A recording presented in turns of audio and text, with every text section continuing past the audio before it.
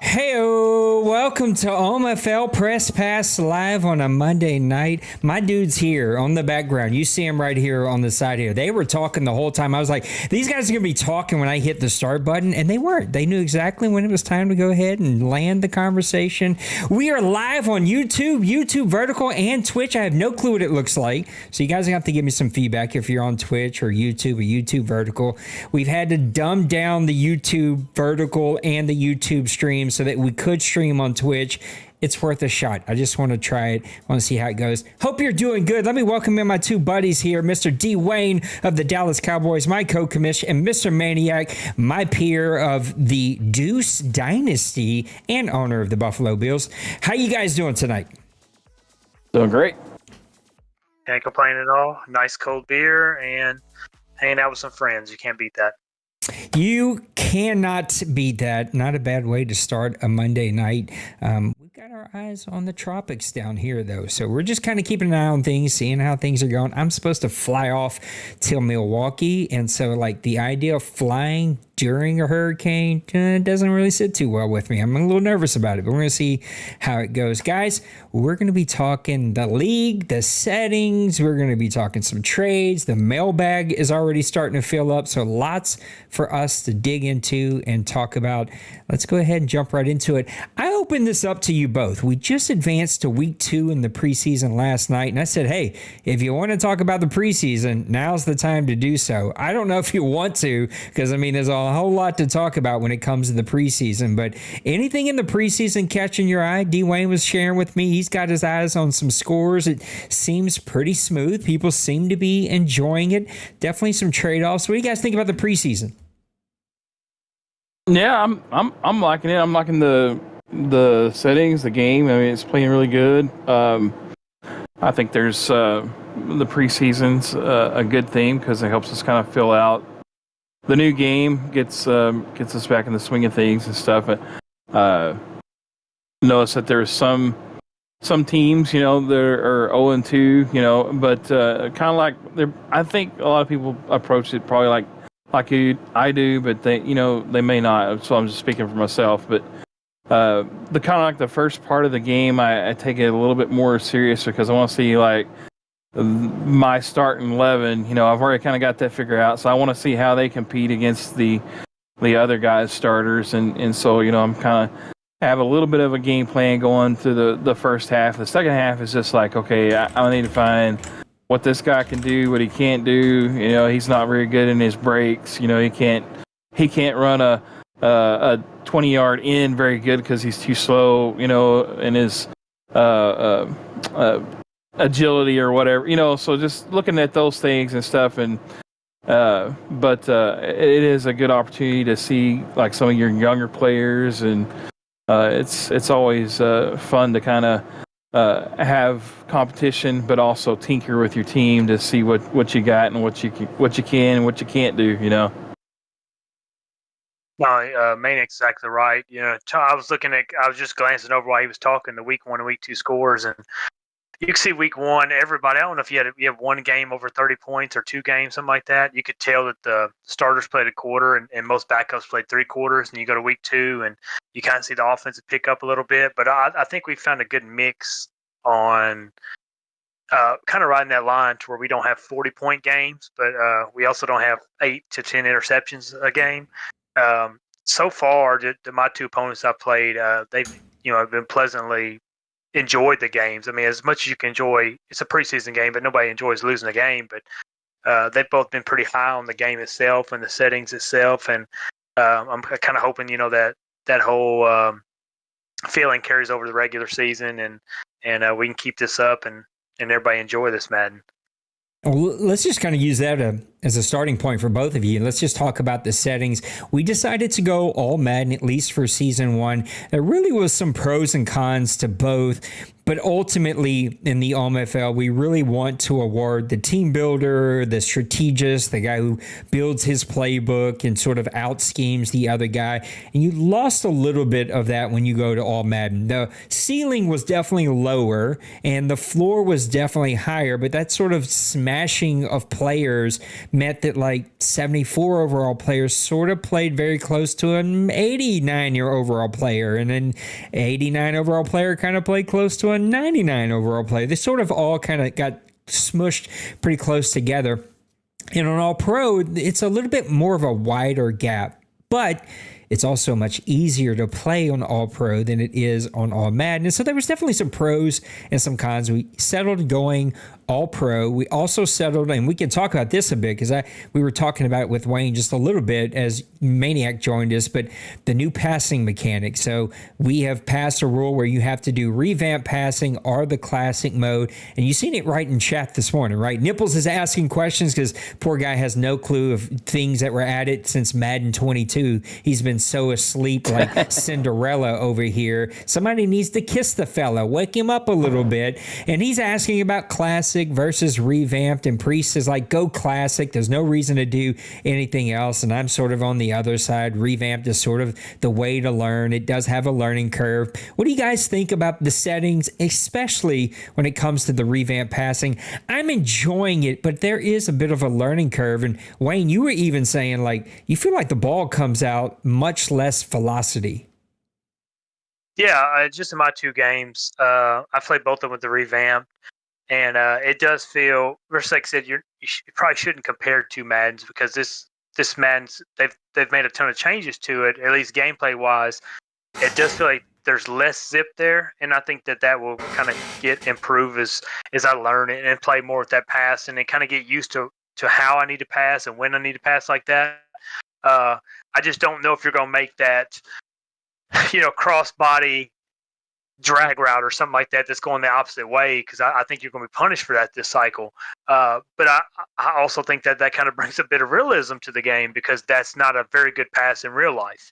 And throwing across your body, and I think this revamp passing and the way we have our settings, I think it's going to punish guys for kind of making unorthodox passes that they probably shouldn't make. That I thought that maybe last Madden I've seen, especially really good quarterbacks, and I know that the Patrick Mahomes of the world and stuff like that can make those passes. 99% of your quarterbacks are not making some of this unworldly passes, and I think that the way we have our settings set up, the way the passing set up, I think it's going to bring your passing to a lot more realistic level. Yeah, I agree with Dwayne there. I think like. With the revamp, because that's one of the selling points in the college game was the revamp passing, and supposed to take into effect like more of the attributes, and then also you have more control of like floating the ball over the linebackers and trying to float that deep corner in over the top of the cornerback, and so. There is a big learning curve because, obviously you hold the button down too long for like what used to be a bullet pass. Well, it's too much and the ball kind of goes a little bit wherever it's going to go. And a lot of times it's either short, and those are the ones that are usually going to get picked off either by the middle linebackers kind of waiting because it's going to come out really fast, really not very much height on the ball. And then also like throwing out routes and stuff like that. If you don't hit it just right, it's gonna cause issues with the accuracy and stuff. But man, if you start to get the feel of it, it's to me it's more natural for me. I mean, so far, even in the college and then them adding it to Madden, it feels more natural when you're throwing. You're kind of anticipating.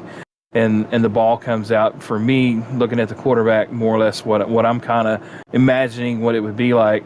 And I think you're going to see guys that have, just say, for instance, like Dak Prescott, he has 90 throwing power compared to Josh Allen. he's got 99. I think there is a gap there, and I think it also takes in effect that 90 through 99, there is a big difference in how much velocity and zip that comes out of the quarterback's hand, and so that's going to be one thing I think guys, if injuries take effect, you got your starting quarterback. Say if Josh Allen goes out for me, and I've got to go with my backup, you're probably going to struggle because you've kind of gotten used to a certain style and the throws that Josh Allen can make good. Some of those deeper throws, my backup's not going to be able. Trubisky's not going to be able to do that. So you're going to have to then learn a new system, or change up your game plan and run a different style, because it's gonna throw you for a loop. But I do think it's the most realistic thing that Madden has put out for passing in a long time. So it helps if you don't mute yourself. I was typing something and I was like, oh yeah, let me mute myself. Yeah, I agree with you both. I think the new revamp passing takes some getting used to, but that loft that it puts in the arc that it puts on the ball is a game changer. It allows you to make passes. There was one today. I was playing D-Money, I'm sorry, and there's a linebacker sort of playing in a zone. There's a good, that normal 7 to 6 to 8, somewhere in there, 6 to 8 yard difference between the depth of the receiver and the depth of the linebacker. In the new revamp passing, just put it right over the place of that linebacker, caught it, actually spun out and scored a touchdown. So the revamp passing is definitely hitting the mark. There's been some tweaks that's made defense a little bit better. And I know, Maniac, you even said after the update, you were like, oh my God, I'm throwing a lot of interceptions. They sort of fixed whatever. And I had a really fun first game. And though I know D-Money and I were not taking today's preseason game serious at all, and it's sort of hard to tell with settings, with sliders, with scores, with stats, like it's preseason. It's backups playing backups. Some guys put in their starters, like, Bronco Man or whatnot. So you just it's very hard to sort of extrapolate what is this game going to play like in week 1, 2, 3, 4, 5 in the regular season. But I did find today there was some weird stuff happening. And I don't know if it's just D-Money's team. They're rated really good. He's a really great owner. But man, he was running away from guys today. He was making dudes take really bad angles. And I know angles are a problem. They're a problem in college. They're really bad. In Madden, I know they've been really bad. But I didn't really see it a ton in my first couple of games, especially my first preseason game. But man, this week, they were really bad. You can go back and watch that game. I didn't stream like this today. I didn't have time. I just sort of had to do the old school straight from the PlayStation stream. But it just was terrible. Guys were taking terrible angles. There's at least 3 touchdowns where these are easy sort of up the middle, cut it out, and he's gone. Or easy comeback routes against 3 people in his zone. He catches it, does the little spin towards the sideline. Bam, he's gone, just running away from people. It's a bit of a problem. I'm rambling now, but I pitched a rule to the board that I ended up not going forward with and didn't even put it up for a vote, but I was toying with the idea that I sort of floated out there and didn't get great response of allowing, if there's a runaway and it's the last player in the play, that you could switch one time. And after playing, I sort of talked myself out of it, but these angles are so bad and guys just sort of run away from you. And it's the defenders don't even make an attempt on the tackle. I don't know. It just felt really bad in my game today versus D-Money. But overall, I'm really enjoying it. I know it's not some people's cup of tea. Some people feel like it plays exactly the same.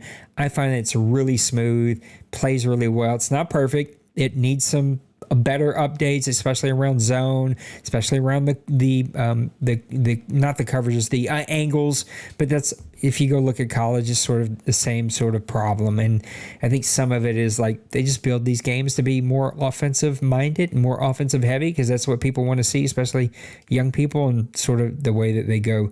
Let's talk trades. This has been it has been quite the trades. Yeah, quite the hot button topic, I guess you could say, here of recently, as D-Money does what D-Money does, and he just goes out there and man, he He's a used car salesman. That guy does not leave you alone. Once he gets his fangs in you, he continues to go after you until he gets the deal he wants. And we have some owners here that just kind of give things away and think they get value, but clearly we seen last year you're not really getting value, but yet they do it again.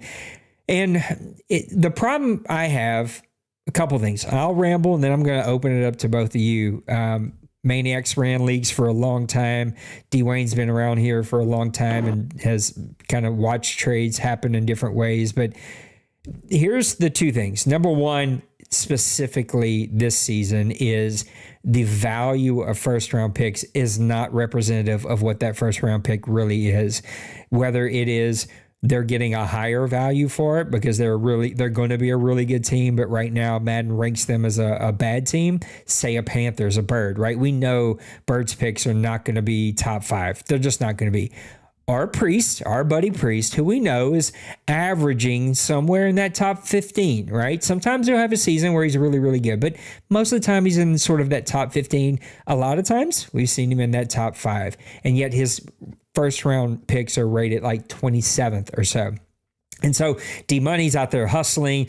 Priest has already given a bunch of picks away, and now we had several different offers. And what caught my attention, because I usually don't pay attention unless someone tags me, is people were like, I'm denying it, not because it isn't fair or the points don't add up. It's just not good for the league. It's like that's a bad move for the league. And so that's the issue here, is picks are not valued appropriately for what that team really will be. And number two is like, and I'll go off on a rant on this later because it's definitely in the mailbag, but like I'm over the Dwayne yucky, like not Dwayne, listen to me, sorry, the D-Money, just like, oh, he's so good and we suck and he's going to win 5 more. And Nate's already pre-ordered. Like I'm really over it. I don't find it funny. I don't giggle at it. I'm like over it because it really does like squash the energy of the league. And everybody thinks, oh, like, why am I playing? Why am I even trying? And guys start to really unplug. And like, I hate that. Like, yes, he is good, but there are a lot of good players here and whatever. Like, I just like, I'm over it. So anyway, at the end of the day, we passed a rule saying you got to hold on to those first round picks until you get into week number 5. By then, we have a better idea of what that first round pick is worth one way or the other. And D-Money is not just like scooping up a bunch of low valued picks. The guy is going to do what he does. He is relentless. He focuses. He has a lot of time on his hands because of his job. And man, he goes after it. And he picks the weak among us. I don't know if I can say that, but it feels like he picks the weak among us and goes and gets his teeth on. Last thing I'll say, and that's I sort of really went off in the trade chat the other day. That is not for y'all's personal commentary. It is not for you. Like this whole idea of like, if Maniac post players, I got to make a comment about how those aren't good players and you should look at my players. Or I got to make a comment on, oh, those guys aren't worth what he's at. Like none of your damn business. Shut up. Like I'm just over the like second grader. Like, we are all adults. We are all grown-ups. That is for trade chat only. If you are interested in a player, DM. If you are not, shut up, ignore it, and move on with your life or post your own board. So that's sort of my rant about trades. I don't know if y'all like it or hate it. Maniac didn't even give us a vote, so I have no idea what he even thinks. Dwayne, you sort of seemed like maybe you were on the fence. I don't know, but overall, we only had 1 vote down. That was, I guess I shouldn't say who voted down. We had 1 vote down. We had 5 for passing it, so we went ahead and passed it. What do you guys think about the new trade mechanism that we put in place and just kind of trades in general, especially early on here in the OMFL? I mean, me personally, Nate, I'm for it. I think setting on 4 weeks, you kind of see where your team's at. I do think it's hard, especially season 1, to kind of see where guys are at. And I mean, just to point out the awkwardness in the room. Like, me and Priest have been friends for a long time in here, and Priest usually picks. I've seen him as low, very high in the draft. I've seen him low 20s on his better seasons, and that specific trade I think was you're talking about all your day 1 and day 2 picks for 2 guys on expiring contracts, and most of these guys in Madden ask for stupid amounts of money.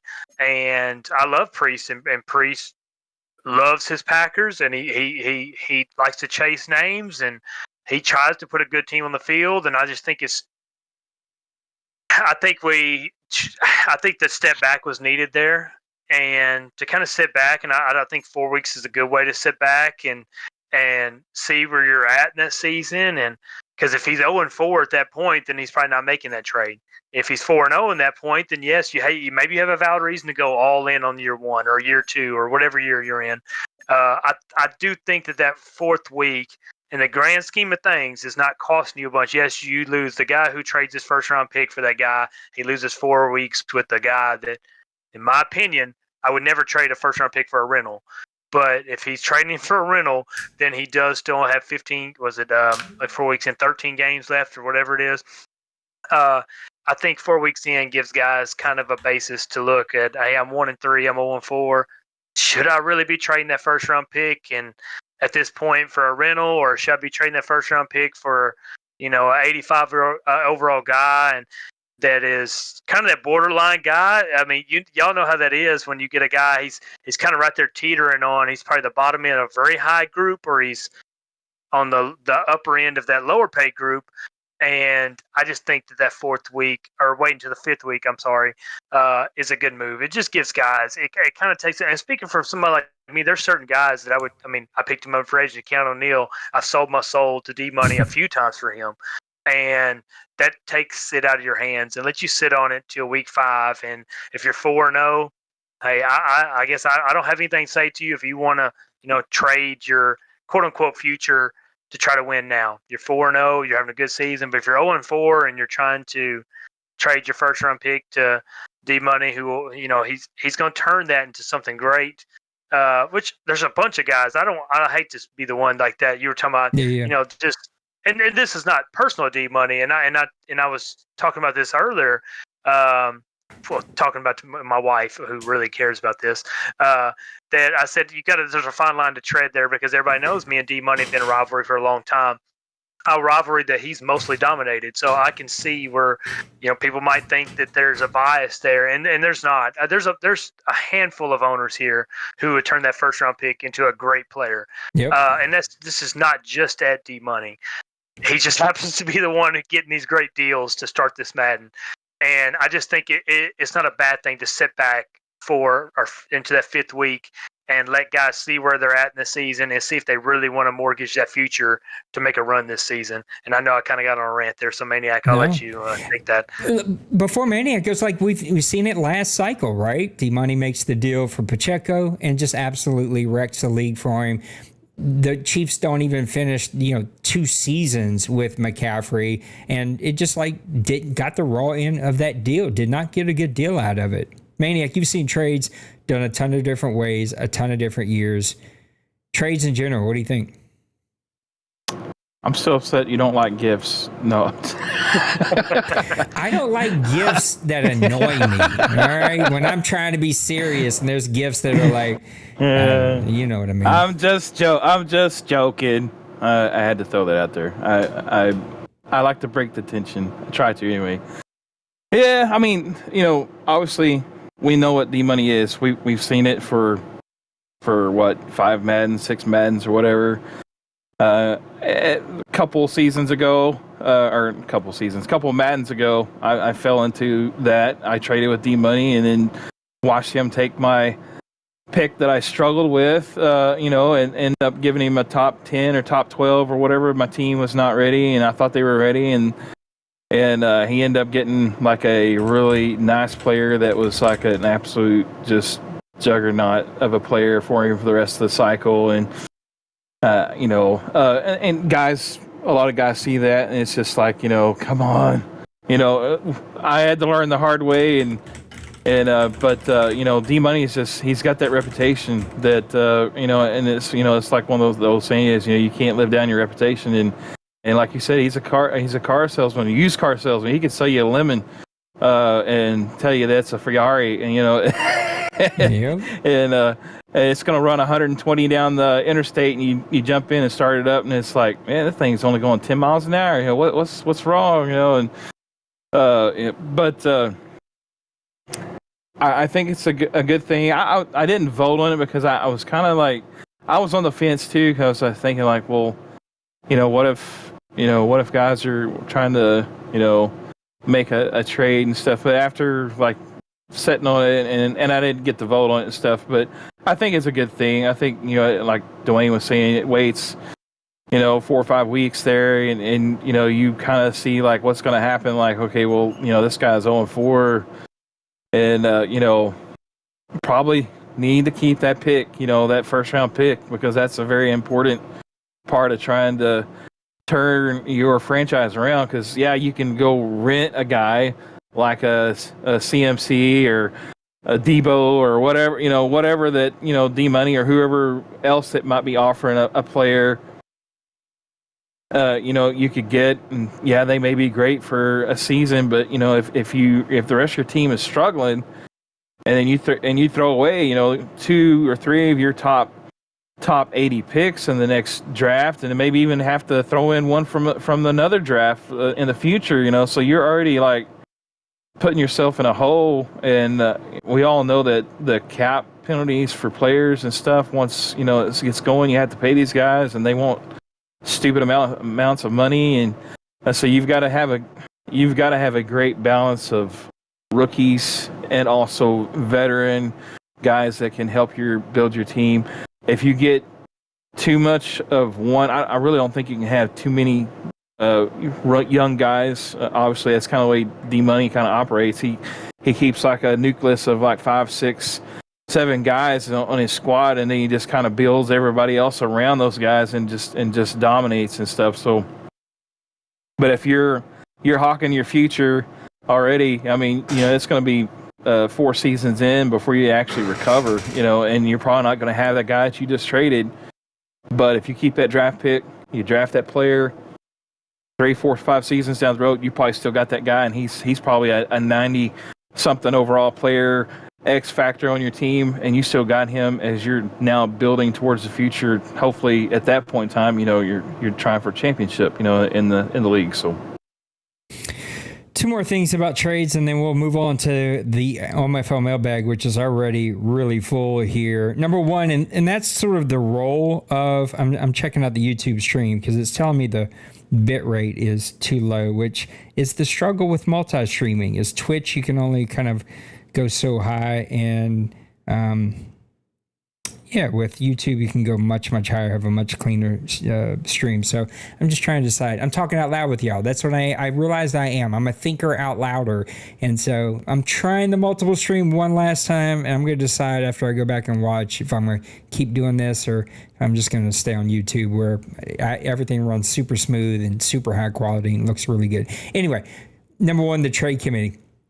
Yes, they have a job to make sure that guys are submitting good trades. They also have a job to protect teams from themselves and the league from really bad trades. And they rarely, if ever, draw that line and cross it and say no to a trade. But I've empowered them to say, like, I need them. That is why there is a committee to watch these trades and say, that's actually really bad for the league or really bad for this one owner, because owners leave and we have to replace teams. And as we've seen before, because D-Money's done it before in the past, watching a guy win 5 of 6 championships in a league for a cycle just absolutely kills the momentum, the energy, and the excitement for the entire league. So they do have a job to continue to watch for that. Second, and it's on the screen now, 2 big trades did take place. The Rams sent Tre'Davious White to the Steelers, who sent their first-round pick. That is a massive move there for Mr. Penguins, who's already putting together a hell of a defense.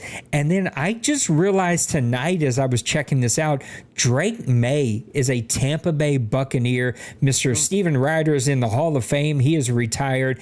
He is now the coach of the Tampa Bay Buccaneers, which I thought was a brilliant idea, and I'm going to steal that for next cycle. But Mr. Drake May, the rookie, moving over from the Patriots to bring over their import quarterback. He's going to play in Tampa. That could be pretty big. big. We've seen what he did with Stephen Ryder. Drake May's sort of a poor man's version of Stephen. What do you guys think about those trades, or maybe some of these others as big moves? Go ahead, Maniac.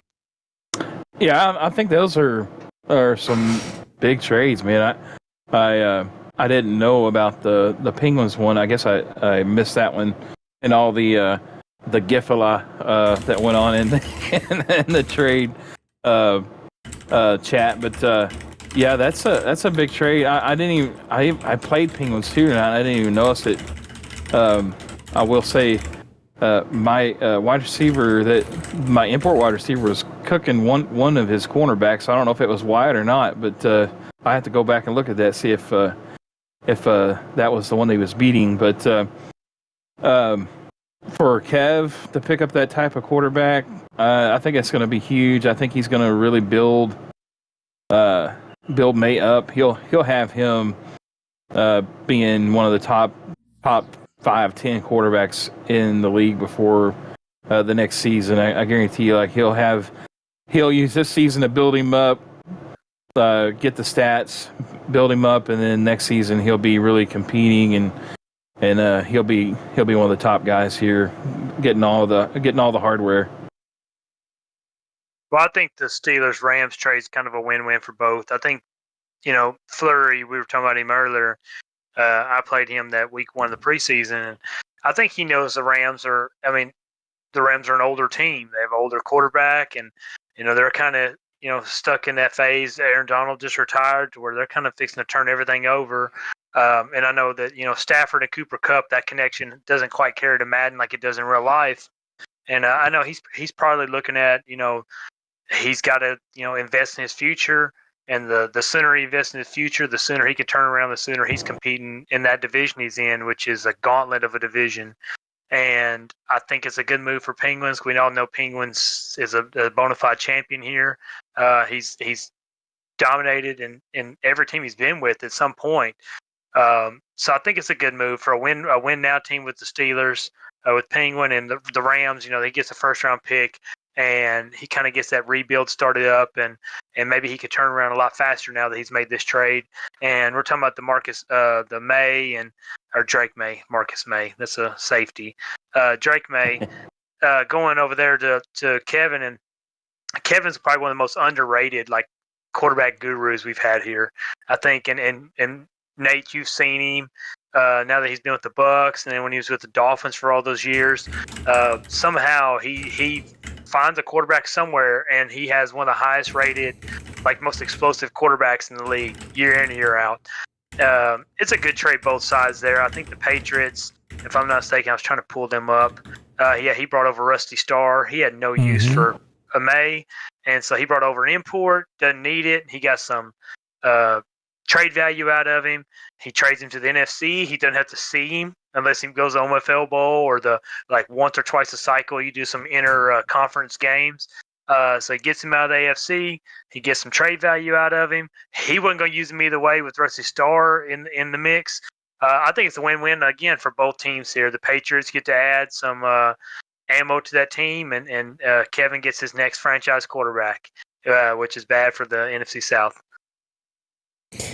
Let's open up the OMFL mailbag. It's been quite a while since we've done it. We had a few last time we were together last week, but now there's a whole bunch of them. And Colin's diving right into what we started tonight talking about. He said, are you a maniac going with the classic or revamp passing? What do you think the pros and cons are of both? Maniac, you get us started. Yeah, so the pros, I think, for revamped is obviously the total control that you can have over passing. It especially if you have a really good quarterback that has a lot of the attributes that can back it up. I think you can see that it's going to take your passing experience to the next level. It's just like everything else. Just like even with the kicking meter and stuff like that, you just got to go and get into practice mode. That is the best way, just to start throwing passes. And another thing is just go into practice mode just with offense only, so that way you're not feeling the rush or whatever. You just kind of drop back and and you can just kind of start feeling like, okay, you got to hold the button so long to get it to loft, and so much, to hold it for a good a bullet pass, but not too much. And forearms like the classic, I think it's a good option, but I think you have to do a lot more things with your fingers, to get like a higher lofting pass, because you have to hold the left bumper or L1 on the controller to get the high pass, or the trigger or L2 on the left button there to get the low trajectory. And still, it's like there's a lot of moving parts. If you're used to it, yeah, probably go for it. But I think you're going to miss a lot of the integral parts of the revamp passing that you could experience just not really giving it a shot. So, but anyway, that's what I would say. Just go into practice mode, no defense. Just start throwing a deep pass, mid passes, outside passes. Just kind of get a feel like what you need to experience in the game to make it work. Yeah, I think he's right. I was actually going to bring that up earlier. I had to pass my Rams game that 100% was the passing type. Just it might have been a couple Maddens now that we've been able to do like kind of like the back corner fade or something like that. And I felt like that new passing kind of allowed me to do that. Kind of a corner route from like the slot position or something like that, where you can just kind of put on that back thing and let your receiver go get it. And I believe that passing mechanic allows you to have that one. I think that's a missing thing Madden's had for a while now, is like inside the 5. If you didn't run like an out route or a drag route or something like that, like it was really hard to pass when it's close. And I think this passing mechanic kind of opens that back up to where you can do that fade. I think there's a couple. I actually was just practicing one, like an I formation that has that end zone fade in it, and that's kind of been a lost thing here for a long time because the game didn't replicate it the way the real life does. And I think this one's going to help. It seemed like the receiver does make more of a play on it, but that quarterback's able to put it in a spot to where I guess that we haven't had. And I think that type of passing should open up a lot more variety in inside the 10 for a lot of owners this cycle. So I'm kind of excited. Like Maniac said, I do think it's something you need to go practice. You've really got to figure it down because you are taking kind of the next step up, going from the classic to the revamp.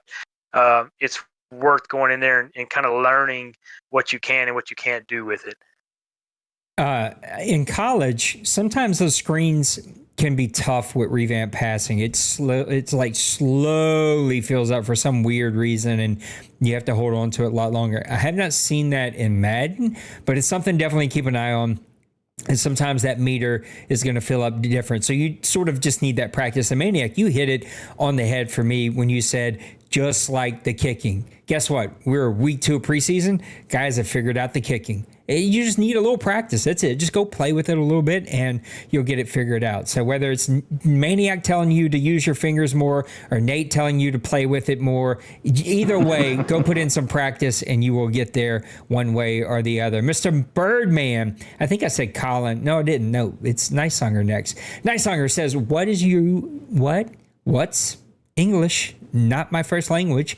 What's your guys' dark horse team for each division to win their division? I think he's just saying who's the dark horses in every single division. Let's go ahead and jump back into the game and start going through these. So you guys just give me your dark horses as I go through these, and we'll go division by division really quick. If I can see it. Hold on, let me see. What do I want? What do I want? I don't even know what I want. I guess I want this. All right, let's go AFC North. We got Steelers, Ravens, Browns, Bengals. Who's the dark horse in that division? Tough division because you got four. You got 4 legit owners. I mean, you got Penguins, Nipples, Denbrew, and then Koch is back with the Bengals. I think we were just talking about that. Don't they switch back and forth? So you got 4 legit owners in that division. I guess you'd say my surprise. See, the other 3 owners I know are locked in. My surprise would be Nipples. If like I said, if Nipples is engaged, Nipples could be the upset guy in the division because the other 3 I kind of expect them to bring it every week. week in, week out, those guys just are great owners and playing. And when Ravens are engaged, Nip's engaged, he's a great one. You just got to find time away from work and everything else. And that's why he's my surprise here, because you literally have 4 teams there that can win that division. Yeah, I had to go with that instead of like the dark horse. It's the dark surprise nipple. So that's Yep. so, but yeah, he's the one that's always kind of like he's when he's plugged in. Like I mean, he can be nearly unstoppable. But then we know with his work and stuff, sometimes he just can't. He's not able to really apply himself to that team like he probably would really like to. So. I think you have to go with Nips there on being the dark horse. I don't know if we can keep blaming work. I think we've done that for a long time. I think the issue is he just doesn't care, which is fine. Not everybody's got to care. I just wish he cared a little bit more because he's such an engaging personality, such a fun human being. And when, 5 years ago, 6 years ago, when Nips was like fully engaged and like this was a big part of kind of his self-care, I mean, it was a ton of fun. Like him in the wrestling league and when he first joined the OMFL was just a blast. And that's just not the Nips anymore. I'm going to say Steelers. Like you all said, these are all good teams, all good owners, all have been in bowl games before. Like literally everyone in this division. Steelers, just because we haven't seen it. Taking over a team that wasn't there last year. Give me the Steelers. AFC South, Jaguars, Colts, Titans, Texans. Give me a dark horse. Maniac. Give me the because I'm thinking like Kobe's the Titans now, so but he did struggle Byron a little bit Jaguars. last Madden. Who's the Jaguars now? Pepper? Byron. Black Cats. Byron. Oh, okay. Black Cats. Black Hat. Yeah. So, I mean, all these guys have either been like in a bowl game, except for Raj, but I really think I want to pick Raj because like he's just like right on the cusp of getting improving, or he plays to the very end of the game and just nearly loses and stuff. If life will just work out for him a little bit better, with this health situation and stuff, I think Raj could be the dark horse here because he could like throw some major monkey wrenches into some of these teams' plans, and either helps him possibly win the division for the first time, or propel somebody else because he's wrecked some havoc on a couple teams or whatever. So. Yeah, I think Raj is like my Chaotix of 2024. Like, I don't remember. I mean, y'all both obviously know Chaotix, but he was one. I don't know if he ever won the NFC South or anything like that, but like, he might be 2-12, and he would battle you down to the minute every time you played him. Like, nobody blew Chaotix out, and I feel like that's with Raj. Like, Raj can win any game. I think the Colts and Titans kind of speak for themselves with just the way they've played these last couple cycles. I want to go to the Jaguars. I know I'm a little biased because that's my buddy. But he went from his actual Panthers, and then I think he was over there was he with you last cycle, Nate? No, before that he was with the Panthers, and then last cycle he was over the Chargers. Yeah, that's right. And he goes to Jaguars, and I think he could be a surprise because when he's engaged and he's not. If he gets a little confidence behind him, he can be a really good player. I mean, I think he's actually he made one OMFL Bowl run since he's been here. Yep. And this is another division where you got 2 guys here, and Randy, who won a championship the first or last cycle, if I'm not mistaken. Kobe's won a championship here. Raj, like I said, gives everybody hell that he plays with. And I think the Jaguars are my surprise here. I think he can be overlooked, especially with those 2 Titans. No pun intended there. Kobe and Randy in that division. And then with Raj, I think the Jaguars are my surprise. I think he's got a good quarterback in there. He's got a good running back. He's got some good pieces. I think he might surprise some people. Yep, I completely agree with you. I'm going Jaguars either. Also, not either. I'm going with the Jaguars. Also, three of the four teams have been in a bowl game before.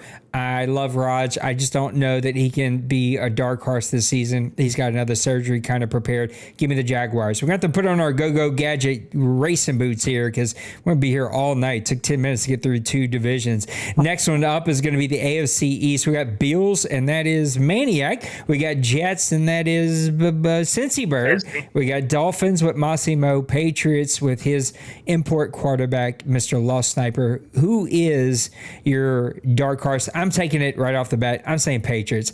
He is itching to make a run. He's due a run. Give me the Patriots to be the dark horse in this division. Yeah, I want Maniac go last since it's his division. Yep. And I know As he's either going should. to take himself down, so he's going to make sure we just undershoot him. I honestly would probably go with Maniac and the Bills. Nobody's sleeping on Cincy with the Jets. The Jets are a great team. He's got an older quarterback. I can guarantee you, since he's got a plan already in his head to replace him, and the Jets have a ton of weapons, and they're young outside of Aaron Rodgers. The Dolphins, one of the scariest teams in the league. Massimo could take a team that's not scary and be scary, and putting him with the speed that the Dolphins do, it's just like a match made in heaven. Massimo and the Dolphins are. The Patriots, Sniper has won game in and game out with that Patriots team. He's got Rusty Starr leading the way. He's got to get some skill positions around him, but I expect the Patriots to be a playoff contender, if not a AFC championship contender throughout this cycle. I'm going to go with the Buffalo Bills because he's got Josh Allen. You got Maniac, who just dedicates so much time to building his team, and he wants you to sleep on him so much that we're just not going to. He just got to get. He don't really need the skill weapons, but he gets some skill weapons around the Bills, around Josh Allen. And the Bills have a pretty solid defense. And then you got to say you got a great owner, great coach running them. I think the Bills are a team that can surprise you no matter what their coach would say. Yeah, you're totally wrong. So, no, I'm going with the Patriots also. I think, Sniper, that quarterback, bringing him in to start the cycle off, I think that just really sets his team up to be successful the rest of this Madden. But I think the thing you run into those situations like that where you got an import quarterback that's a highly rated quarterback, it changed the whole dynamics of that team. And I think looking at his team, he's got a solid squad around him. They're not like he does need some pieces, but he's been working a little bit to build that through some free agent, and then I almost guarantee like he's going to get some kind of trade worked out here or something pretty soon for a couple players. But I think looking at his team and stuff, he's just I think he's just set himself up for success, and I think he's going to surprise some guys here in this first season, and he's definitely my total dark horse for this division. AFC West, Kansas City and our guy Shocks, Jay Glaze and the Broncos, Pepper and the Chargers, and then our guy Jay Bowles and the Raiders. Who's the dark horse coming out of here, Mr. Maniac? Could you say all four? I mean, fact. Realistically, all these guys in one time or another have had success, but then they also had equally the amount of disappointments also for their team. So any one of these guys, I think, could be the dark horse. I'm going to bypass the Chiefs because I think his roster alone with the defending champs kind of gives him a leg up. So he's not really, a full-blown dark horse. But we've seen him have some struggles, but we've also seen him have some good success. So I'm going to say that, he's kind of the upper echelons right now of that division. But I think the one that you're going to see, I think, is the Broncos. I think the Broncos with Bo Nix, the young quarterback, he's got a solid defense. I think he's going to be the guy that's going to probably surprise some. I know Pepper has the ability to, if he turns it on, he can make waves. The Raiders, we've seen him last cycle come out of nowhere, especially like the last two seasons of the cycle. really competing for playoff spots, and then actually even made the playoffs. So, but I just see like Jay Glaze, I think with the Broncos, I think his young team, how his defense is set up to start out of the box, I think he's going to be that dark horse. No pun intended with the Broncos being a horse, but the dark horse of the AFC West. I think Maniac said it real well. Though all four of these guys can win when they're engaged and playing at the top of their game. Chiefs have a great roster. Broncos have a young quarterback with a upgrading roster, but Glazes did a lot with a little for a long time. I think the Chargers rebuilding, but they got a great quarterback in place. I'm gonna go with Jay Bowles and the Raiders in this one. And for a few things, I think the quarterback position, he brought an import over Gaston Walter, I think is how you say his name, is a stud. And Jay Bowles don't need any more. I mean, he's got the skill position guys in place. He's got Javante Adams. He's got two just young, good tight ends. I think he's one fast receiver away from being super scary with the way that he's got his quarterback. I'm going to go with the Raiders. I think they're one piece away from doing it, but he's got a team in place. Seems like he's engaged. I think this could be the Raiders division or the Raiders to call this division if he gets another piece or two around that import quarterback. I'm taking the Chiefs. He has not gotten to a bowl. He's had some good runs, gotten deep into the playoffs. I think this is the year we see him get to a bowl game. I think it's going to set up really well for him. We've already seen the preseason kind of break out really well for him. So give me the Chiefs in the AFC West. NFC North, we got Priest and his Packers. We got Neislinger and the Vikings. Colin and the Bears, and then our guy Tim and the Lions. Who's the dark horse, Mr. Dwayne, coming out of this NFC North? Yeah, I think this first year that my dark horse has to be, and it's. I guess it's not really a dark horse. I still feel like this is going to be Colin's division at some point. Colin's just such a competitor. He's got a young quarterback. He gets more pieces in place for that Bears team. I think they're going to be scary. This season one, I think this is Tim's division. I think Tim's going to win it. He's got a great team in place. The Lions are full of some just stud players on both sides of the ball. Tim has shown he can play with anybody. I think last cycle he might have been the biggest. I think he beat D-Money twice last cycle by himself, along with beating Meek Boy once. I think he beat – there's somebody else that he beat. It's like Tim just comes out of nowhere and beats these teams, and he's got it in him. I think this is Tim's especially season one, season two. I think this is for sure Tim's division. Colin's going to turn it around. He's going to get that Bears right. Once he gets Caleb Williams dialed in, the Bears are going to be hard to beat. The Vikings are nice. He's got a hard one. He's got JJ McCarthy at quarterback. He's got Justin Jefferson a receiver. He's got the pieces in place. Don't sleep on him. The Packers, I think if Priest can just get his pieces in place without blowing that roster apart, I think Priest could make some runs this cycle. This division might be one of your most intriguing divisions because of the diversity of players you have in it, diversity of styles, and diversity of teams. Yeah, I think like this is another division like the one we just talked about with the AFC West. I think all these guys could be considered like kind of like dark horse because they're not neither one of these guys in a while. Colin, I think, is probably the one that's had the most success recently, and that was like the last season of last Madden where he was like right on Dwayne's heels, I think, for that division lead. The one thing I will say, and I know the two games are completely, utterly different, but Priest has been a different kind of player in college. He's running with Texas Tech. That's his favorite college team. And he's actually won like 9 games over there. And he has played some human opponents and computer opponents, but he's kind of shocked me. And then I see now in preseasons, he's already 2-0, which I know it's preseason. But I do see a little bit more something from Priest that I haven't seen in a while. I know I've called his name a few times. But he does seem to, and I know he's an advocate for the classic passing, so maybe it's just working really good for him. But I want to say I'm going to come out and say I think Priest is going to be your dark horse from this.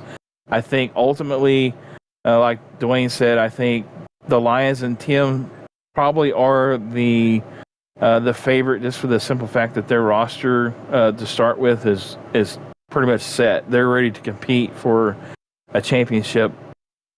And the Bears are kind of like right behind them, but they still need some like defensive pieces or whatever. But I think the Packers are your dark horse. If I had to bet on who is going to win this, I'd go for the Lions.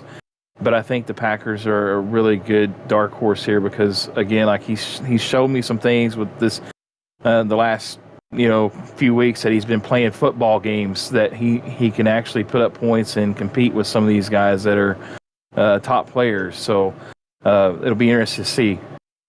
To stick with the theme of teams that would surprise us, Priest just cannot play defense to save his life.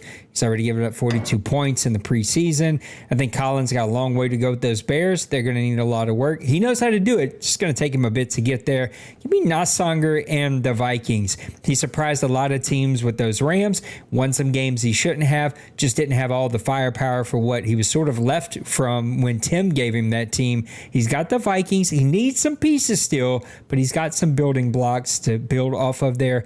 Give me the Vikings to be the dark horse over there.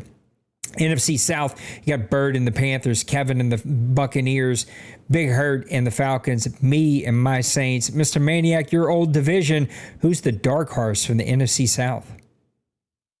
Looking at the past success, the Panthers and the Buccaneers, both those guys have been really the top dogs in that division. The Falcons now are run by Big Hurt. I don't really think you look at him as being a dark horse, but I think those Saints, I seen you play D-Money today, played him really close. I think you're going to be the dark horse in this division because, one, I think your roster with what you brought in your imports, you got a lot of speed on that roster, and so far from what I saw, you run the ball really well. You've passed the ball pretty solid. I think it's going to be a different Saints team coming out of this division. I think you're going to be the dark horse here. Probably would pick the Panthers probably to win it, but I think those Saints are going to be in the mix and be the dark horse. Yeah, this is almost like a legacy division with Hurt, Kevin, Nate, and Bird in it. Once again, I'll reiterate what I said at the first. I think one of the first PPLs I came back on was I think our league as a whole is I guess you'd say the parity in this league is more than I've ever seen. Every league, every division is stacked. And you have Bird, who showed, especially at the end of last cycle, how dominant he could be. Nate has kept these Saints, even through all their cap hill they've been in for like 2 Maddens now, has kept them relevant and winning on that side. You got Kevin, the Buccaneers, who the post-Brady era has turned them back around with his import quarterback and now Drake May. And then you got Hurt. Hurt coming in this division is interesting because when Hurt's engaged, I would give Hurt like a top 5 with anybody here when he's engaged and he's playing and he's plugged in. And I would have to probably go with Hurt this. And I know that sounds odd calling Hurt that might be like bulletin board material for Hurt. Just call him like a surprise in this division, but the Falcons are young, and he got rid of Cousins. Still go with Penix, I'm sure. He's got Bijan at running back. He's got London. Other receivers got Kyle Pitts. The Falcons are built to win and to win long term, and I think this division will probably like rival maybe that AFC West is one of the most competitive, but competitive in a different way. But one of the most competitive divisions, because I think all 4 of these teams can win this division. All 4 of these teams have made runs before. But I will say a Big Hurt. That's the one that's going to surprise some people because he's young. He's got everybody on cheap contracts. It'd be interesting to see how he takes this Falcons team. Yeah, all 3 of the teams, Panthers, Bucks, and Falcons, have owned this division last cycle. Of course, Maniac now has left the Falcons, but Big Hurt steps into it as a guy that used to be the Buccaneers and won this division a couple of different times. I'm sort of thinking dark horse looking at the rosters and sort of like who is the guy that could win with the roster that would shock you the most. And the Falcons have a really good Madden roster. Now they're going to have a really good owner. I don't know. I'm sort of struggling in this one. Give me the Panthers. I hate Bird's energy right now. I love Bird, but I hate your energy right now, Bird. But Bird's going to get it figured out. He's going to be able to win with those Panthers. They're going to shock some teams, especially this season. I know it's real light Panthers, not a very good team, but he's got these Carolina Panthers. They'll be just good enough. Mr. Dwayne, you had another little thought, though. I'm sorry, what'd you say, Nate? You had another little thought that you sound like you want to insert. Oh, no. Go ahead. No, sorry about that. No, you're good. NFC East, we got the Giants now with their guy, Mr. Beal, the almighty Mr. Dwayne and his Cowboys, Mr. Twinkie, one of the most underrated owners here in the Eagles. And then, of course, Mr. Fleury and the Commanders, who doesn't even know who Dwayne is. He has no clue. He's clueless on who Dwayne even is. Your dark horse, Mr. Maniac, coming out of this one. Dwayne, you're going last. I'll go after Maniac. I think like you said, you could look at the owners and you could look at the rosters. I think if you're looking at the roster wise, I think you have to give the dark horse to the Giants. I think they're the weakest roster. He does have some good pieces on defense, but he did bring over some really nice import pieces that are kind of filling in some of those offensive weaknesses that the Giants have in real life. The Cowboys loaded on the roster. The owners, one of the top 3-4 dogs here in the league. The Commanders, their roster is young, but they're really good across the board in a lot of areas. Eagles roster stacked, but I think the consistency here, looking at the Eagles, Twinkie, he's been a really solid owner, but he has struggled in the games. I think he played a lot better. And I think so far, even in these new the football games that have come out, he's been really competitive and playing really well and beating some guys that it's kind of caught some guys' attention. And I think you see it here also in the preseason. He's 2-0. He's putting up points. He's even in the chat, you can kind of feel like he's a little bit more excited about his opportunity this Madden. So I think as a league standpoint, I got to go with the Eagles here with Twinkie. I think he's going to be the dark horse that could maybe make some major noise in the division. And we've seen him take Dwayne down to the wire, and I think he even beat you like once. Yes. So I think his confidence, I think, is just growing by the game in these football 25 games. I think you're seeing him take that next level, and I think you're going to see him really make some noise, I think, coming into this Madden season. We've been on this question for almost 30 minutes. This is taking forever for one question. I love what Bill and the Giants are going to be able to do, but can you consider Bill, who's rebuilt several different teams over his time here, a dark horse? I'm going with Twank. Twank, don't let me down, bro. I'm pulling for you. I pull for you every single Madden.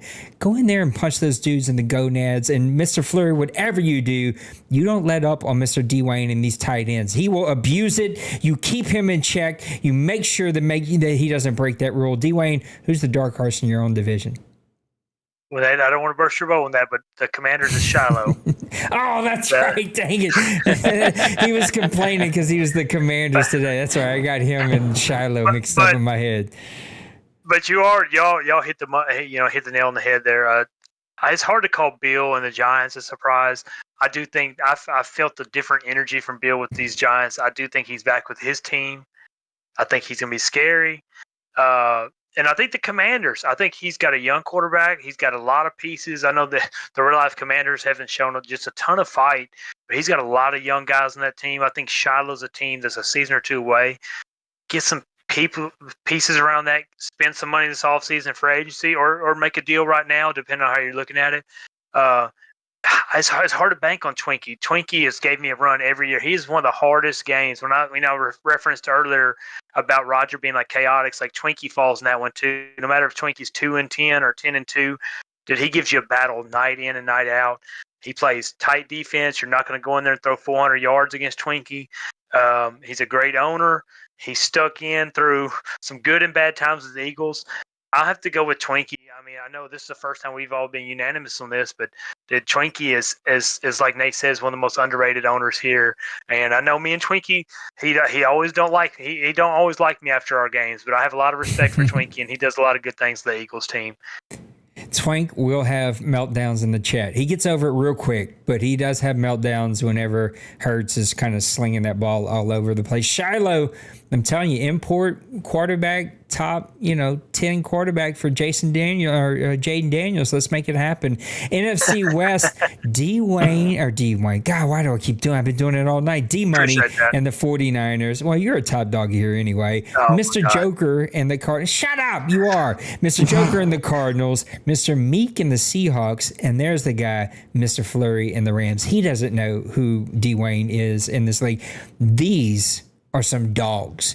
This one and the AFC North, dogs on top of dogs on top of dogs. But those top three teams here, 49ers, Cardinals, Seahawks, I mean, I'd match those up against just about anybody. I'm going to take this one first before I hand it over to Dwayne. I'm thinking dark horse.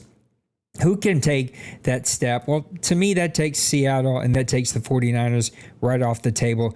You gotta go Cardinals. You gotta go Joker. He's so happy. Somewhere he is pinching his own nipples because he can use her defensive tackles again. He is so head over heels in love with that idea that like he is going to win. He's already 2-0. I know it's the preseason, but he's got a really good quarterback, a really good receiver. He's got some weapons. He's got to get that defense put together. He's got some kind of work to do there. I do wish that like the Cardinals and the Packers didn't just cut these young, fast, athletic quarterbacks who now one of them has signed in San Francisco. I wish those guys would have traded them away and held on to them a little longer. But outside of that sort of rant, give me the Cardinals as a dark horse. Dwayne, who's your dark horse here? Well, it's hard to argue with anything you said there. The 49ers, Seattle is it's like Holyfield and Tyson at this point. Like those guys are just going back and forth now for like what, 2 Maddens. Meek Boy has stepped into that Seattle's team and shown he belonged and hasn't stepped away from that pedestal. And Joker, honestly, Joker's held his own against both them guys. Like it's kind of crazy how well Joker has took that Cardinals team, which we all know is not a great roster the last season or two. And even with their best player has been Kyler Murray, who you just referenced as being cut. And he got rid of his best player per se. He gets a great wide receiver coming in out of the draft. Joker's going to Joker. He's going to compete and compete. I would like to say the Rams. The Rams are my team that they're a couple seasons away, and it's not a shot at Fleury with that one. That's not his fault. He I think he even referenced on his media days that he didn't know what he was getting into when he took the Rams. He felt like he got shanghaied or something like that, and he did. He just jumped right into the snake pit with this one. But that Rams team has some guys. I know he's signed a couple veterans. I would love to see him maybe move some of these older guys, maybe like a Cooper Kupp or Darius Williams, or get rid of some of these older guys and get a few picks. I think he's a season or 2 away. I hope he competes and I hope he plays hard. I would be investing in the future because these other 3 teams, they're built to win. They're built to win now.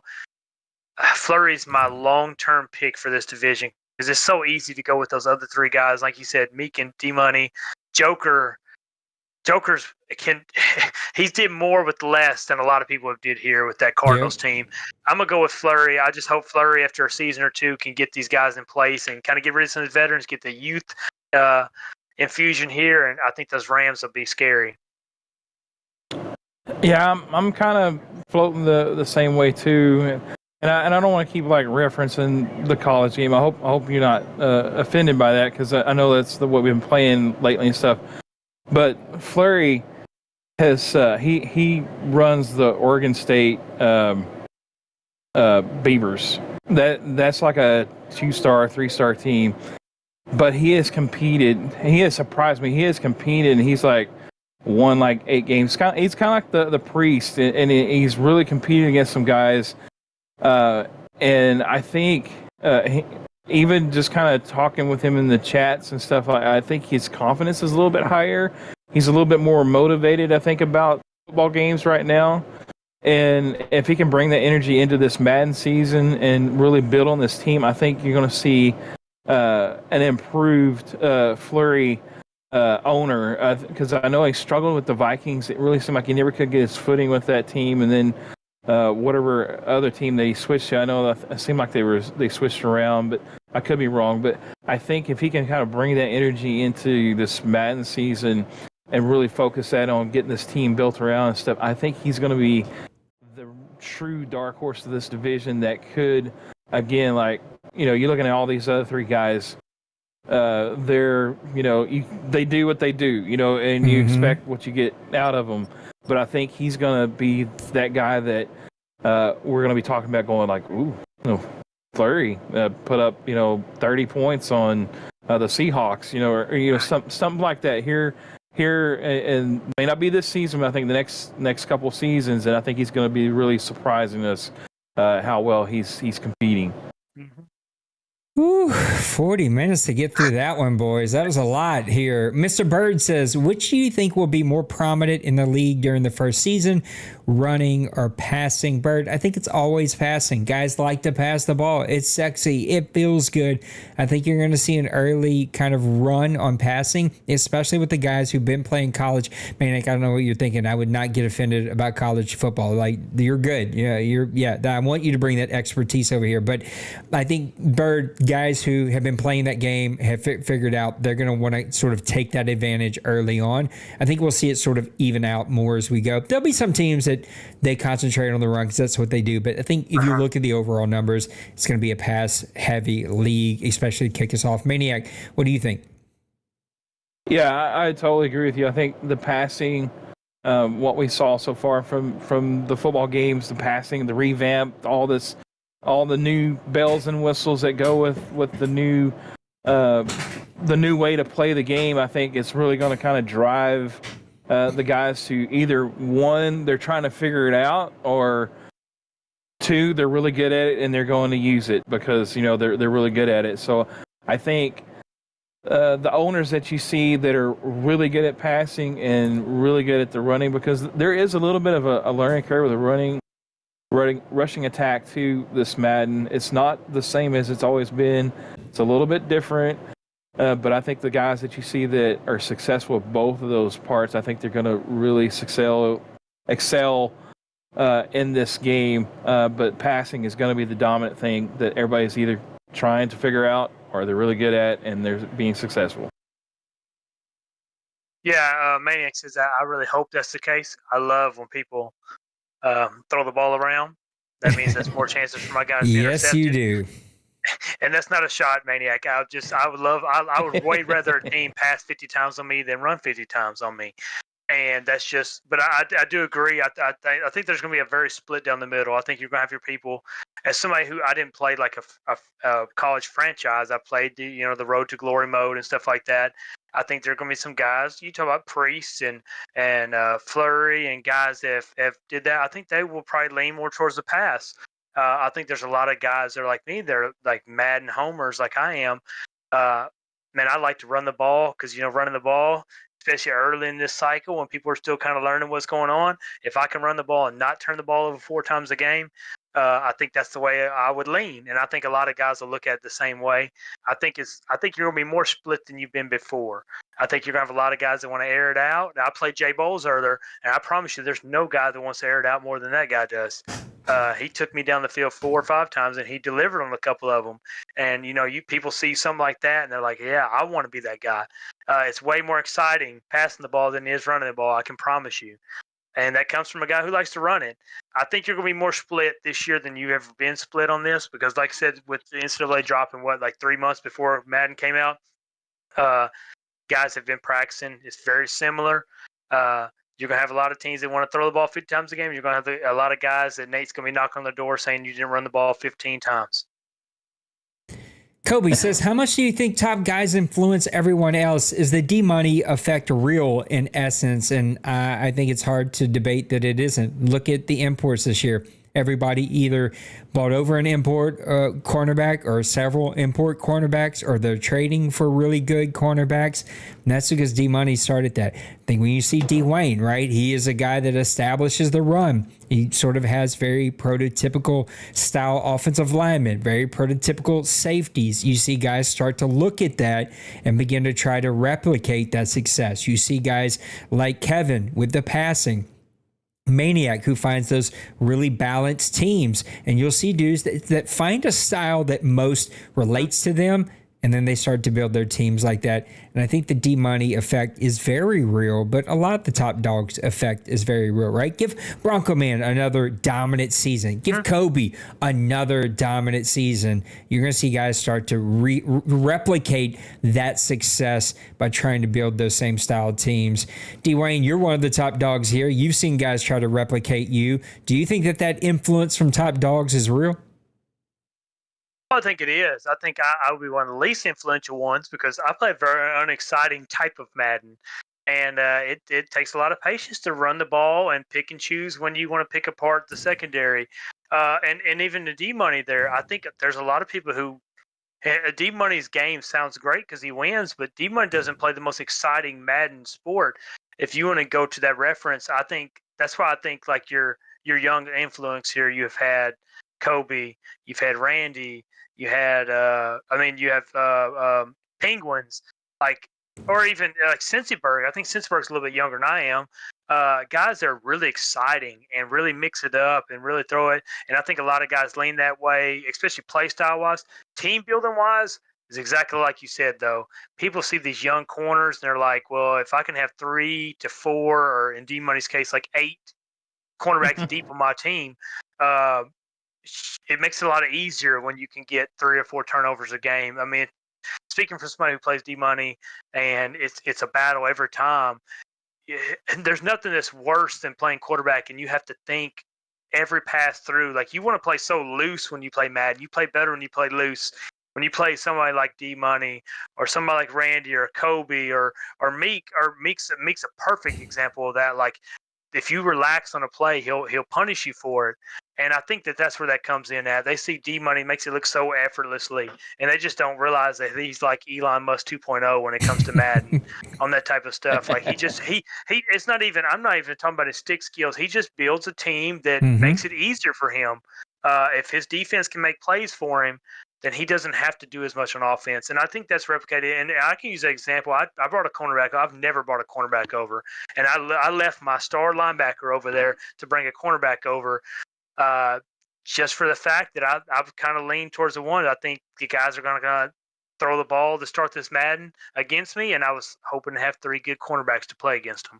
So I even fell into the D-Money effect.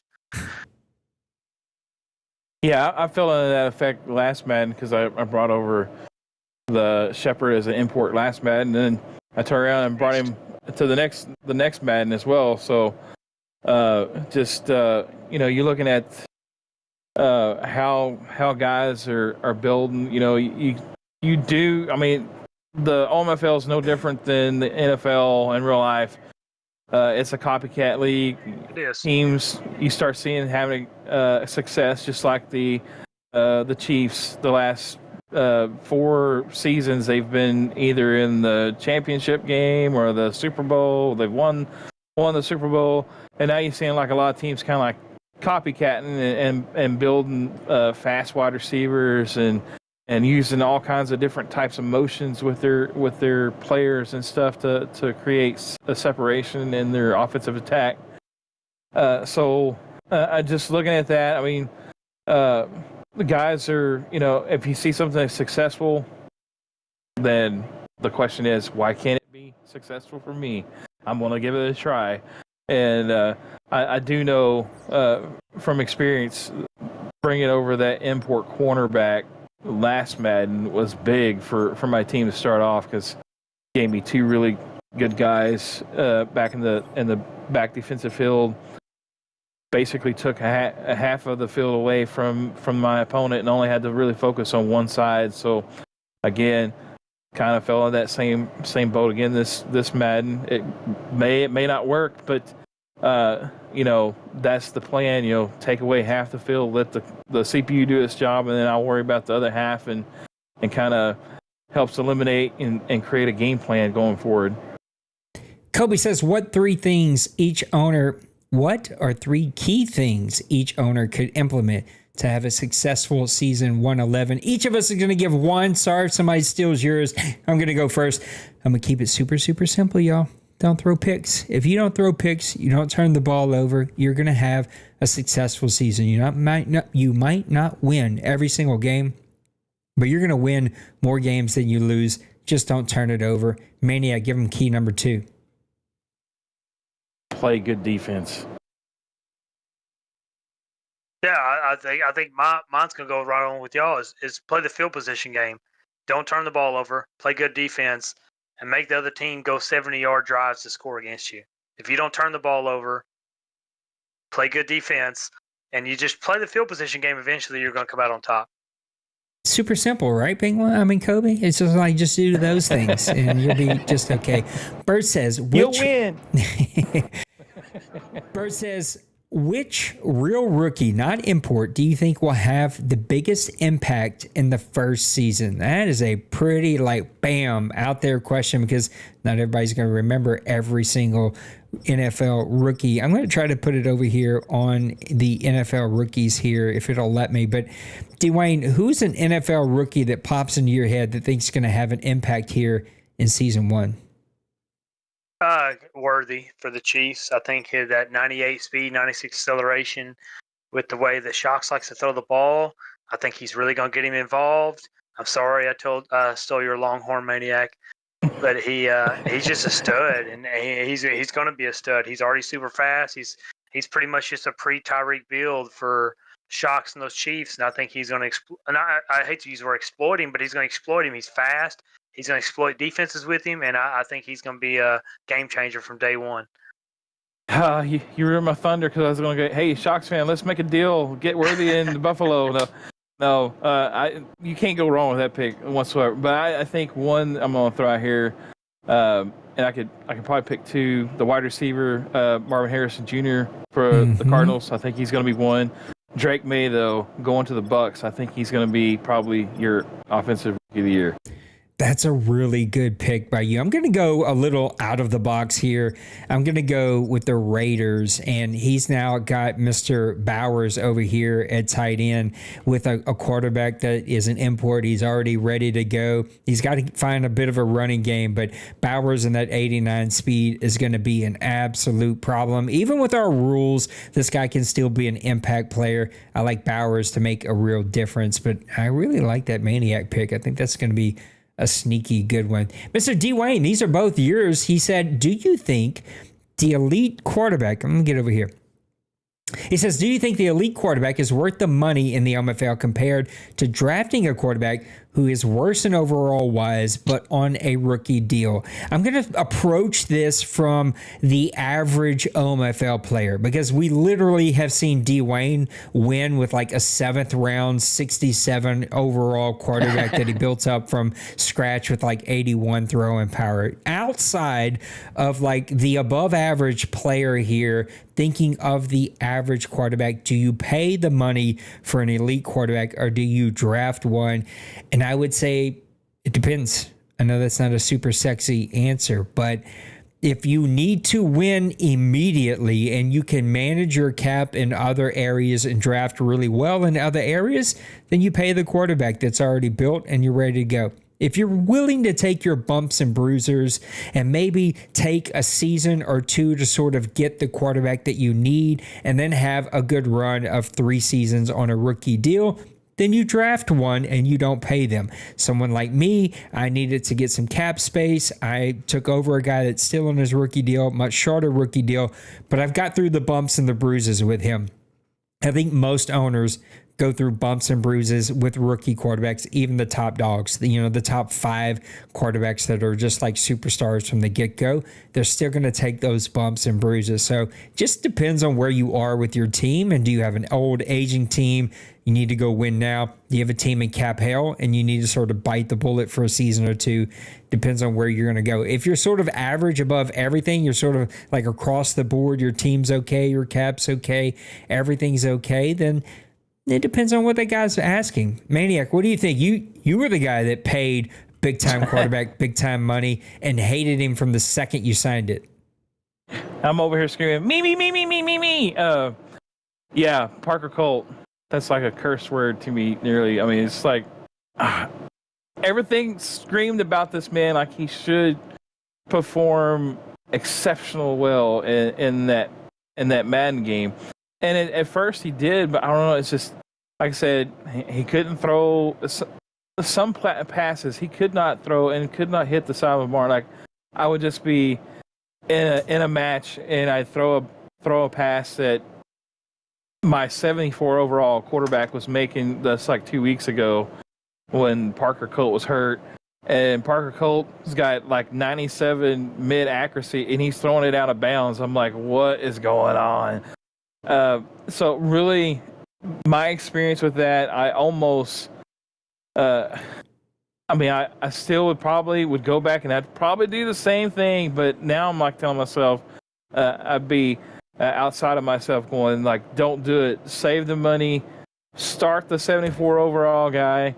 He's got just as much attributes to make the plays that I play and save that money and build up the other part of my squad, then maybe I could be more dominant in certain areas that I also struggled with having that top guy. So again, here I am with the Bills. So I've got arguably one of the best, probably the top 3 quarterbacks in the league to start the game off.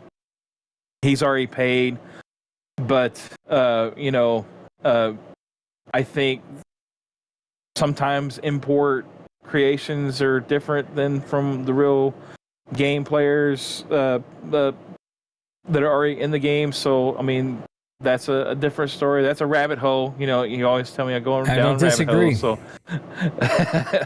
but I think, if you're confident with that player and you've played a couple seasons with him and he's making the plays for you and you don't want to rebuild, pay him. But I also say, word of caution, if you're going and grabbing from somebody that's brought in an import quarterback that looks really sexy and you're getting a hold of them and not really getting to feel what they're like, as far as like with your game style, your gameplay, caution.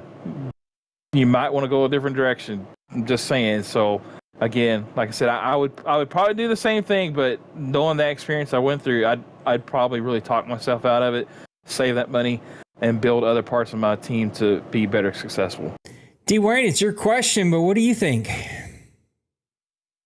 I think Maniac, I think y'all both covered it well. Maniac, he kind of hit the nail there he felt like his 74 overall guy wasn't, that far off from it. And I think that's where the line's drawn at. I think that when you have that elite quarterback that you can tell the difference, that he can pick apart that other team, and then you have to kind of ask yourself, is that worth it compared to, hey, I can make most of the passes. I can make a lot of the plays, and I can spend $35 million on the rest of the team rather than giving a quarterback. And this speaks from a guy who I got to make that decision this cycle myself on, hey, the unknown is scary because if you don't get a good one in the draft, the free agent market for quarterbacks is still expensive, even for just average quarterbacks in our free agent. Do you pay your guy who is a good quarterback? And I think that's where people have to draw the line at. And I've seen success on both sides of that. We've seen guys with good quarterbacks win championships here. We've seen guys with, D-Money's a good example. I'm trying to think who's Randy. I think he had Anthony Richardson on early Anthony Richardson before he got really good, won a championship. And there's just a fine line there on, do you feel like you need that quarterback to take that next step? And there's a lot of offensive guys here that believe that, and there's a lot of guys that believe they can spend $30 million somewhere else and they can get by with the just average quarterback. I was a little bit like Maniac, where I too had a lower 70s, middle 70s overall quarterback. They could make, you said it perfectly, Dwayne, could make most of the throws. It was in the crunch time, the tight windows, the money throw that you needed for a touchdown to take a lead. He couldn't make those throws. Those throws would ended up getting batted away or knocked away or picked off or whatever it was. And there is a difference between upper echelon elite quarterbacks and then guys who can just kind of get the job done. Last question, then we get to close this world's longest hour-long OMFL mailbag in existence. Number 2 from Mr. Dwayne. Do you build your team from the trenches back or skill player, receiver, running back, cornerback heavy? This is a great question, and I'm super intrigued to hear how both of you are thinking. Mr. Dwayne, I want you to get us started. How are you thinking as you approach this? I've always been a trenches guy. I thought the game was one of the trenches, offensive line, defensive line. Hey, as long as you got both those, everything else will work. I've kind of went the opposite this cycle. I've kind of, it's been said I've went quite a bit without, winning the big one. And I said, well, we'll just switch things up. Kind of why I brought another cornerback over this cycle. I brought a running back over this cycle. I did bring a lineman, but I feel like maybe we'll switch things up. Maybe we'll kind of go the other way, take away the skill positions and attack the skill positions, and that might be a reason why I decided to maybe I'll pay Dak Prescott and maybe go a little more skill position heavy and see if the ball comes out a different way this time. I've always been a fan of the trenches though. Offensive line, defensive line wins it for you. I'm kind of changing it up, but I'm really intrigued to see how y'all think about that because you think about that. If you got a good front five, and I know Nate, I think it was like 2 Maddens ago with the Saints. The Saints had a hell of an offensive line, and I know you were frustrated because you felt like they did not play up to their standards. And you kind of get that in Madden. You pay a lot of money for offensive linemen, and they can be so frustrating because especially against a user or against something, and they don't seem like they play up to their ability. And I'm curious to see what y'all think about that. I've kind of been in the same boat. Like I tried to build the trenches, or at least I was like that. Last Madden, I kind of transitioned a little bit to maybe more balanced because, like again, my import was cornerback. I also brought in a backup quarterback, and then I also had a offensive lineman that I brought in as a backup. But those looking at this Madden, I think I'm kind of evolving to that point too. Even looking at like the draft, a lot of the guys have went really heavy with the first few rounds. You see guys taking the flyers on the fast wide receivers, fast cornerbacks. And a lot of the guys, some of the guys would be taking, the not sexy picks, the offensive lineman, defensive lineman and stuff. And that's good, even like in the draft. But I think I started realizing, I think the last 2 drafts of last cycle that I was getting the same style and production from lower end defensive linemen, offensive linemen coming in that basically I was getting from spending those high picks because there wasn't really there's a little bit of a difference in the skill gap with the upper higher rated linemen and stuff, but not a whole lot. And I started seeing like my offensive line. I know Nate kind of gave me a hard time about because I was thinking, like I'm not gonna be able to field a team. So the last season, my offensive line was like on paper looked awful, and you would probably look at it like, man, I'm probably going to give up a lot of sacks, and I did give up quite a few sacks, but my offensive production, I had one of the best running seasons that last season with Bijan. I also had probably one of the more balanced offensive passing attacks with Parker Colt and with my receivers that last season, and my offensive line was not very good. They weren't high picks. They weren't.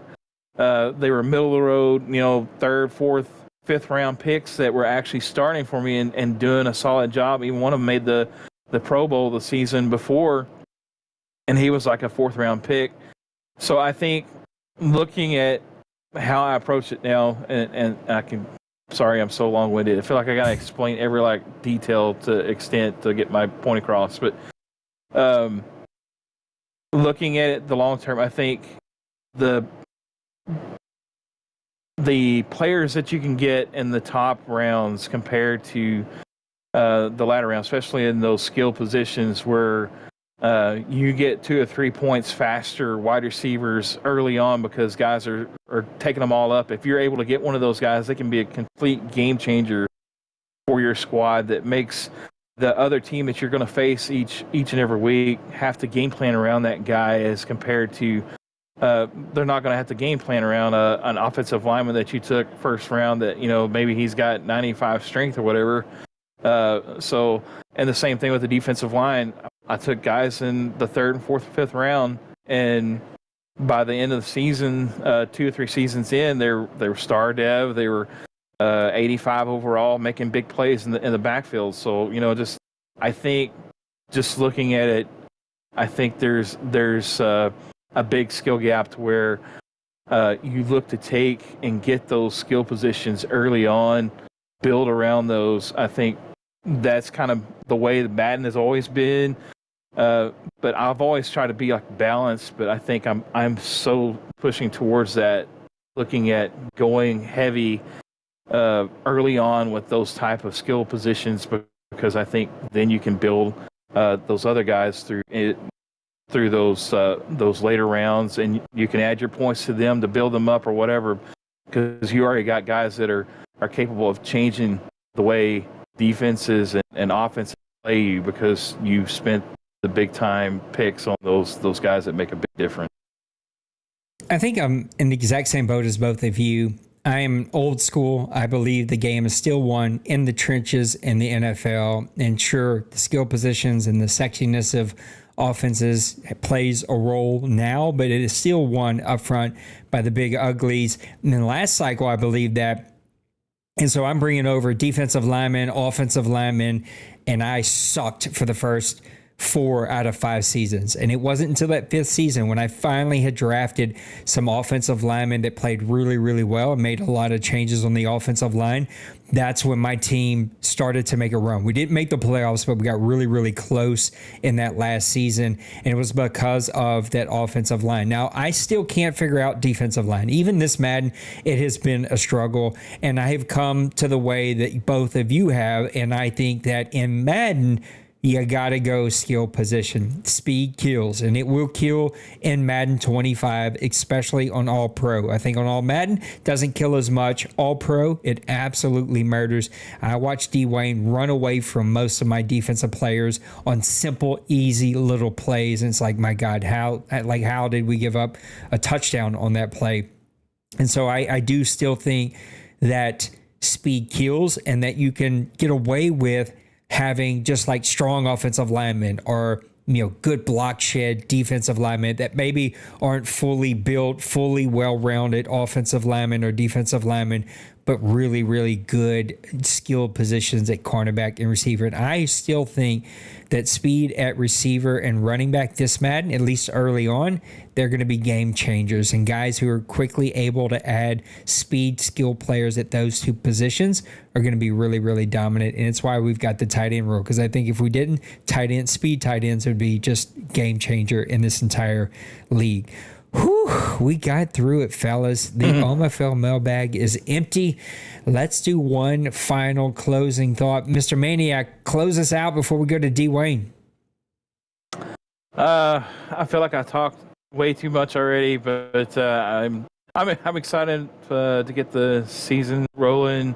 I'm enjoying the preseason games. I think the game is going to play probably a little bit different in the regular season. I think that's one thing I have learned in all the Madden experience, that once you get into the regular season, things play just a little bit different, a little bit more tighter, especially on the defensive side.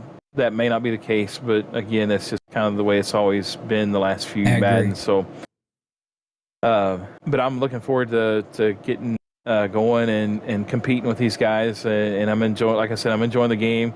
Really looking forward to getting back in full swing and getting things rolling, and really enjoy the Press Fest Live with you guys. I'm so glad that Dwayne's back now. That third party. So we're not you and I are not just throwing air in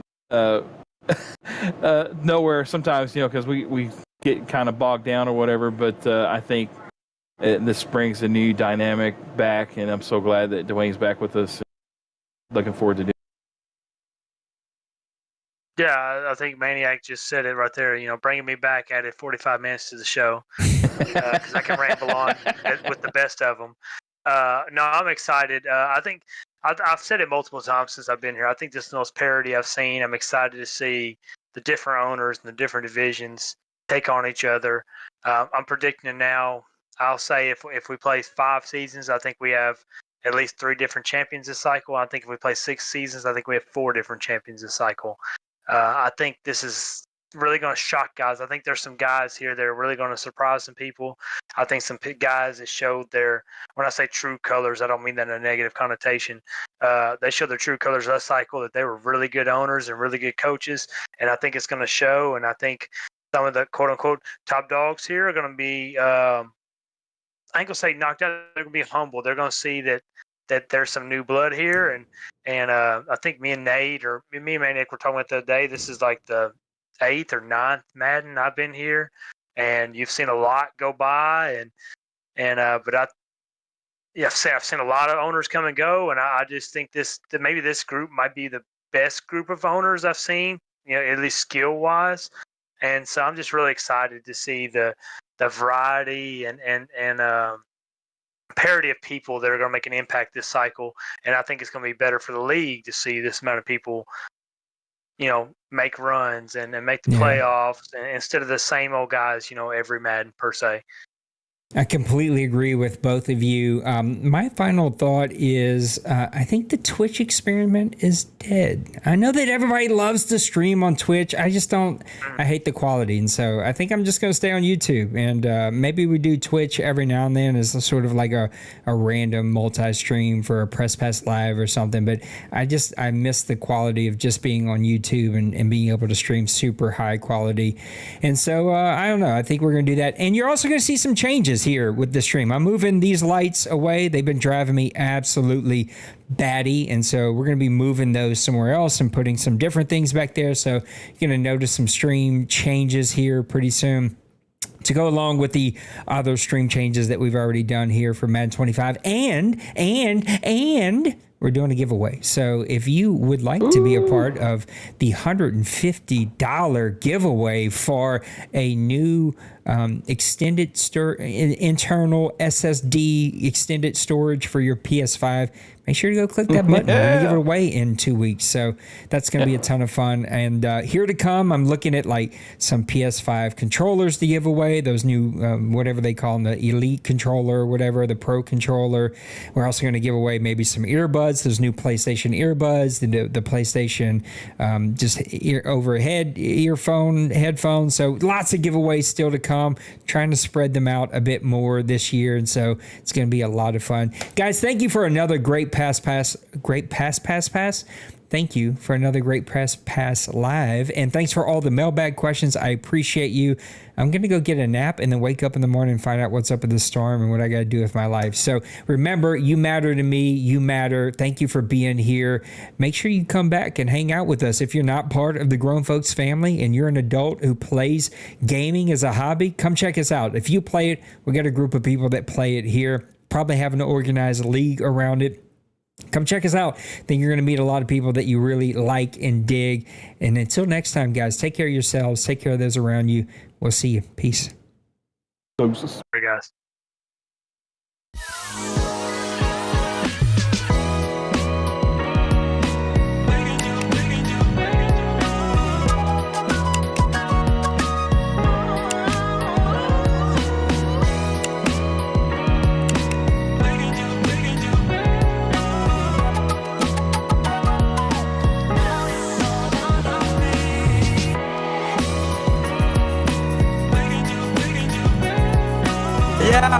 Smash that like and subscribe.